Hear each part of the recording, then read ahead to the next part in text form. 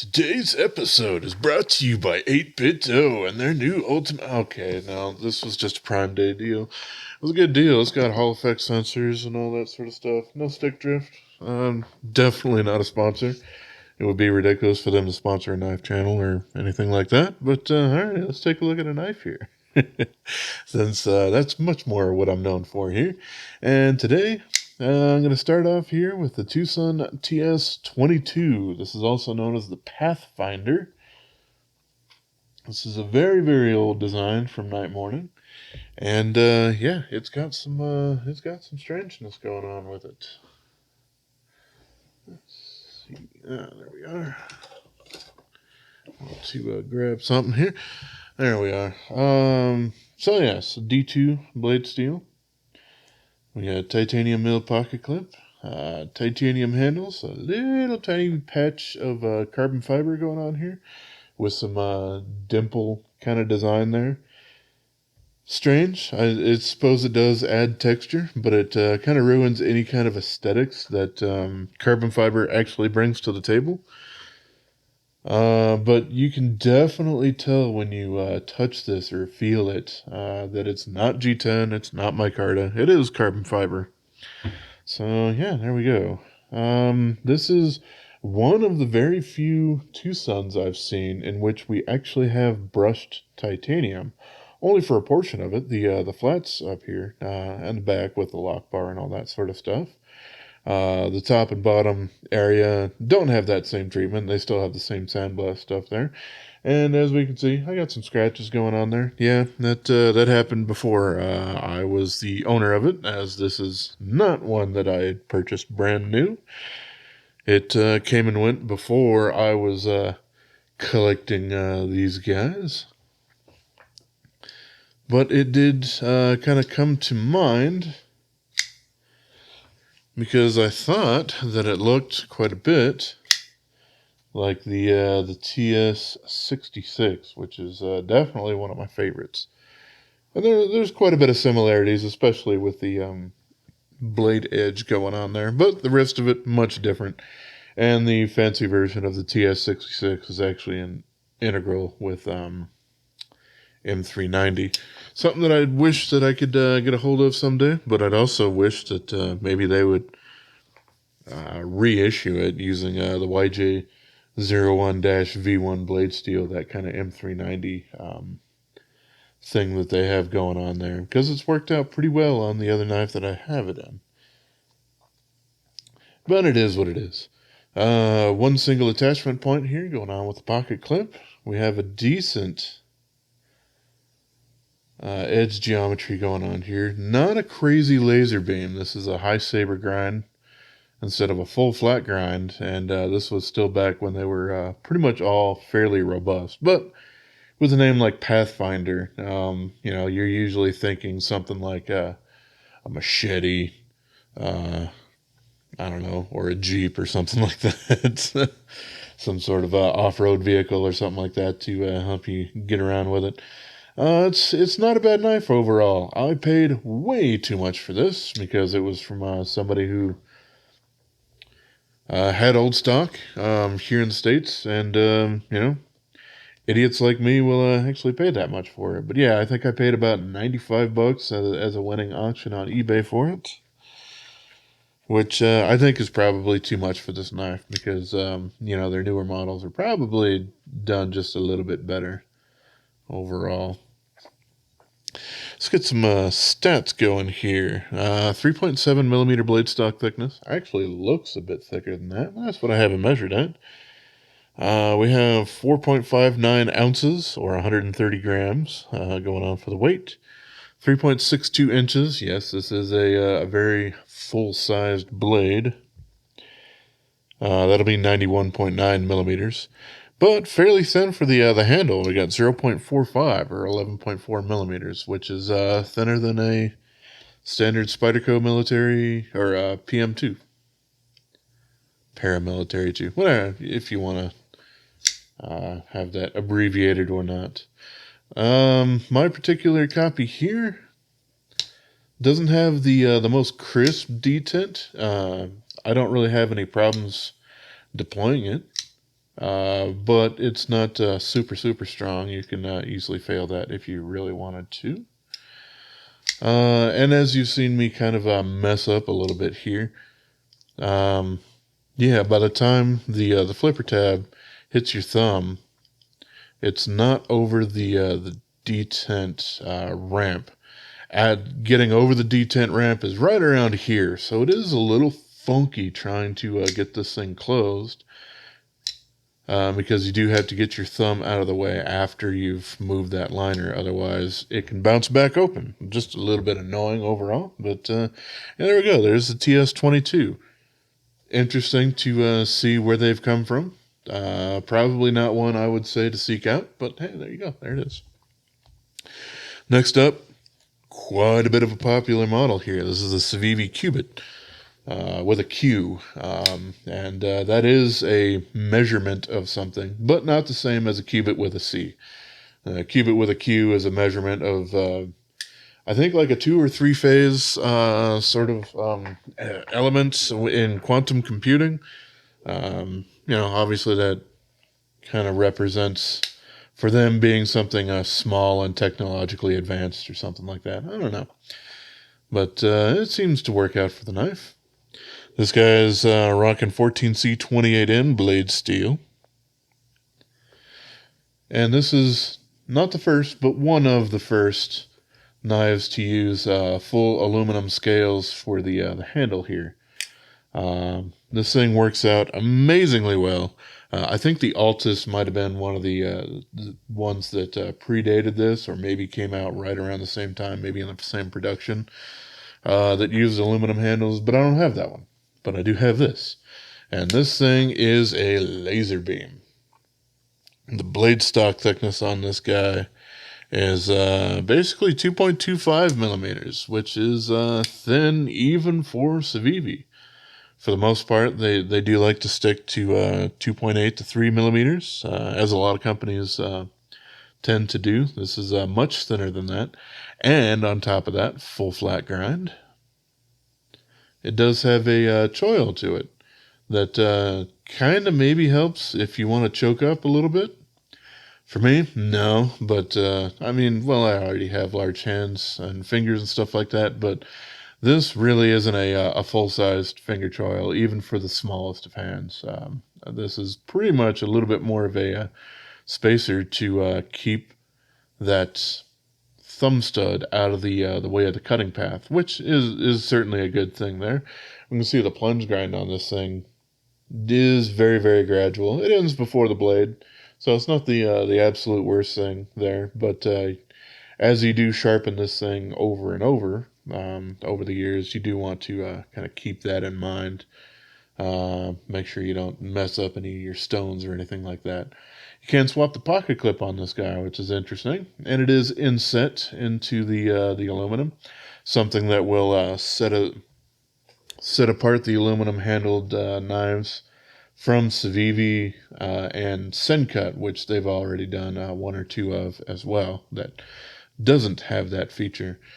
Kind of wouldn't mind having a cap or something like that going on the other side there, just for aesthetic flow or something like that, or at least having both screws on that side instead of having one that you're supposed to share by side. But hey, it is what it is. This is of course, the red model that has a black blade, but they did have a blue model with a satin blade, and I think a green model with a with their 9CR 18MOV Damascus blade on there. Not going to be anywhere near as performance, but that's all right. The button on this ends up working out decently well. I don't have any problems with it. We do have a recess here, and the button will fully travel into that. But the button will basically release the blade just under the surface there. So they did a pretty good job on that button. I've seen plenty of button locks from other companies that don't really have, or they have the recess, but the button disengages the blade long before you actually get there. So I'm not sure why they actually machined any of that in. But this one's pretty interesting. Some people say that you can use that for bottle opening. I I haven't really messed around with any of that, mostly because the first thing you're going to probably end up doing is jacking up the finish on that right there, which might be uncomfortable because that's right where your index finger ends up sitting. So not super interested in that unless I actually had no other options for it. But still, very, very interesting lightweight knife. I do hope they do a little bit more like these in the future.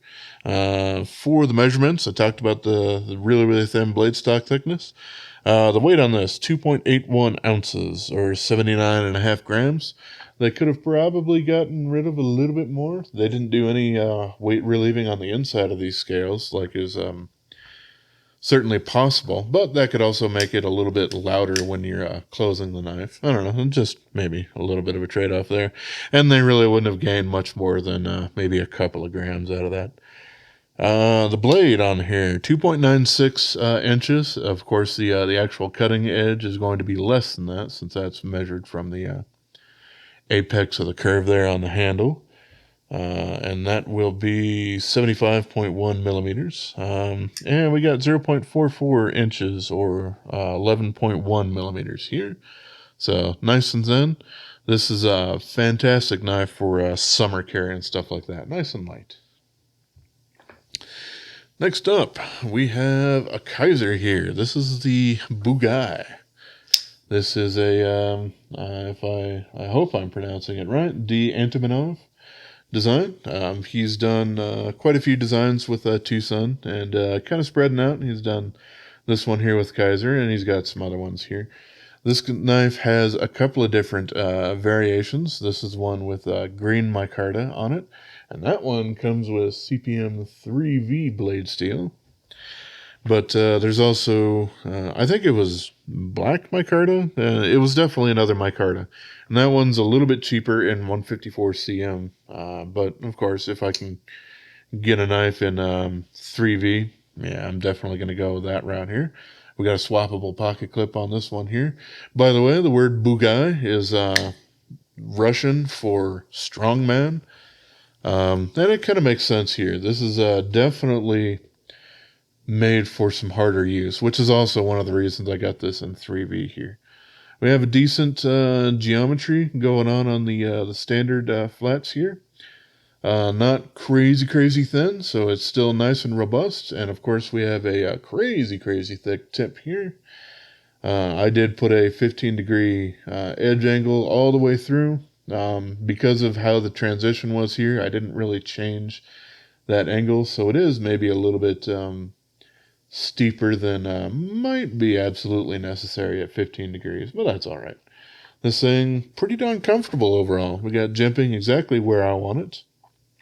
And basically 3.5 finger kind of grip here, but of course you can jump up here onto that flat and get a very comfortable 4-finger grip for doing a little bit more stronger things with it. We got plenty of lock bar access going on here. Nice action going on over here. We also have a fuller, so you can kind of use a little reverse index finger sort of flick, or your finger. But for me, I can only get it in this curve down here, not a little bit further up. But we also have the hole in case you want to do it that way as well. It's a pretty interesting knife overall. I do like it. Maybe not my favorite Kizer design of all time, but certainly wanted to get a hold of this guy and rep my boy, since I do appreciate some of his designs, and hope that my one purchase actually does kick down a little bit of money towards him. So that's pretty fantastic overall. Did a pretty good job with the pocket clip, with it being inset into the micarta there with flush screws. It is maybe just a touch proud, but hey, it still has all those benefits there. And of course, more than one attachment point. Don't really have any clip wobble or anything like that going on there. So yeah, let's go ahead and get some stats going here. We got a 3mm blade stock thickness, pretty similar with a lot of Kizers out there. 3.53 ounces, or exactly 100 grams for this guy here. And that is for basically 3.1 inches worth of blade, or 78.7 millimeters. Not quite that ounce an inch, but pretty darn close to it. And with how strong and robust this thing is, it's a pretty darn good package as far as I'm concerned. And then we got 0.52 of an inch thick for the handle here, or 13.4 millimeters. Just a skosh thicker than a Spyderco PM2, but we do have a bit of contouring here where the top does thin out. So it's only kind of the middle section there that is that thick. Pretty interesting. Next up, we got this guy. It's a petrified fish. This one is called the Stamp. I think its model number is also the PFB03.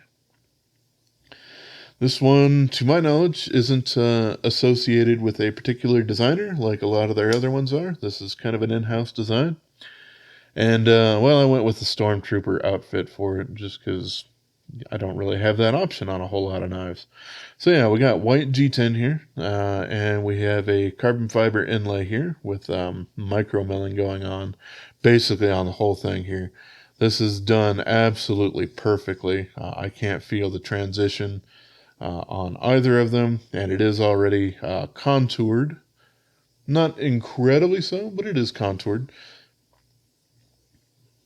which means that they did start out with just a little bit more carbon fiber there. It wasn't just a little laminate sticker, or if it was a little bit thicker than most of the other ones there. This is quite a large knife, at least as far as blade length and all that stuff goes. Let's see. We got, 3.59 of an inch going on here, or 91.1 millimeters, so quite long. This one is using D2. It's a little bit more budget than some of their other kind of lower range that they bump the price up a little bit when they're using a K110, which is also D2, but hey, it's at least made with a bit more precision from Germany or Austria. I don't remember which plant of theirs they actually make K110 in. But yeah, this thing, nice and comfortable. I don't really have any problems with the ergonomics on it. This thing is quite nice and comfortable. I think I might like the Terra just a touch over this one here, but this is still pretty fantastic. You can sneak up there. Plunge grind done fantastically on here. You can see where that ends long before you actually get to the blade there. We got jimping basically right where I would want it. Wouldn't mind having an extra one or two there, but overall, for a standard handed, standard hand size sort of thing, it's exactly where you end up wanting that. I just have a little bit more reach with my thumb there. This has a PVD coating on it. Nothing super crazy special. And it's a little bit more on the shiny side than it is on the matte side. Quite a bit like the other ones that I've taken a look at so far today. I don't particularly like the look of the lanyard hull that's incorporated into the G10 backspacer there. I wouldn't have minded just having the rest of the white scales kind of overmold there and have the hole through it. It doesn't really pose that much in the way of uncomfortability. It just kind of looks a little strange to me. That's definitely in the eye of the beholder. Can't swap the pocket clip on this guy here. It is a decently deep carry. You will still have just a little nub stick out there. And it is inset, but we do have some button head screws going on there. Action on this guy, quite nice. And yeah, for a budget knife, I think this one was maybe a little north of $40. This thing is pretty darn fantastic. We don't have nested liners, but that does kind of allow the black to or the blacked hardware to really kind of offset with those white scales on this one in particular here. Nice thin cutting geometry for it. So yeah, this thing definitely can get a lot of work done. All right, we do have 3.5 millimeters of blade stock thickness on this guy. So a little thicker than a lot of others, but still the geometry on it is just right as far as I'm concerned. We got 4.8 ounces or 136 grams. So this is definitely not an ounce and inch sort of guy, but a full liner G10 knife, they kind of rarely actually get there. So that's perfectly fine as far as I'm concerned. So yeah, 3.59 inch blade, as I'd mentioned earlier, or 91.9 or 91.1 millimeter for the blade length, and 0.60 of an inch here, or 15.2 millimeters. So a little thicker, but with the contouring and everything, that ends up fitting really, really nice in my hands. I love that.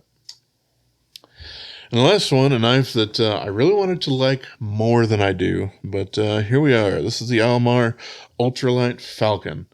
Now, the Falcon is certainly not a new knife in general. Of course, Almar himself designed the Falcons, and he is unfortunately long gone. But his company kind of lives on. These knives are not produced in Japan anymore. They are produced in China. However, this one pretty interesting, which is why I wanted to pick it up. Just kind of check it out a little bit here. We have titanium handle scales here. We have a little cap because you can swap that pocket clip, which is great. We have that little kind of signature pop of red that's also kind of gone over on the pocket clip. No deep carry. Kind of makes sense because that whole trend started long after Almar was gone. So, I suppose some people could be upset by that, by them not continuing with trends or something like that. But for me, that just kind of keeps this a little bit more traditional with the design for it.